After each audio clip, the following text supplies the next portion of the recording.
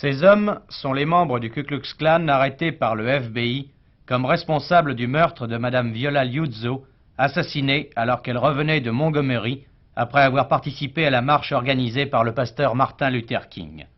Peu après leur arrestation, et pendant que la police procédait à l'enquête sur les circonstances du meurtre, 4 de ces hommes ont été remis en liberté provisoire sous caution et, de toute façon, ils ne seront poursuivis par la justice fédérale que pour violation des droits civiques. Seule la justice de l'Alabama pourra les juger pour meurtre et bien sûr, en Alabama, ils bénéficieront de tout l'appui de cet État où les dirigeants sont hostiles à la déségrégation. Malgré l'énergique prise de position du président Johnson, le problème noir n'est pas simple à régler, comme nous l'explique Jacques Salbert depuis New York. Petit à petit, le problème de la déségrégation dans le Sud ne devient plus un problème entre noirs et blancs, mais un problème entre les blancs du Nord, les Yankees, et les blancs du Sud, les Confédérés, comme aux plus belles heures de la guerre de sécession. Qu'est-ce qu'exactement que le Ku Klux Klan?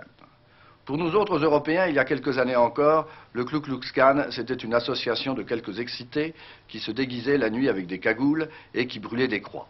C'était presque du folklore. Malheureusement, c'est quelque chose de beaucoup plus sérieux que ça, car les membres du Ku Klux Klan prêchent la haine.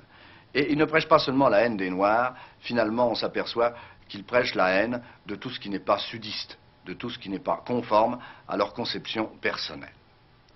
Le Ku Klux Klan représente environ 30 000 membres ou 60 000 membres, disent certains. Qu'est-ce que c'est que 30 000 ou 60 000 membres dans la masse humaine de 180 millions d'Américains? Bien sûr, ce n'est qu'une goutte d'eau. Mais une goutte d'eau qui donnera tout de même bien du mal au président Johnson. Le pasteur Martin Luther King n'est pas au bout de ses peines, mais il a pour lui un grand allié. Et cet allié, c'est la télévision. Je ne sais pas si un jour l'histoire le dira, mais je crois que la télévision a plus fait pour la cause des Noirs aux États-Unis que tous les discours, que tous les défilés qui ont été organisés.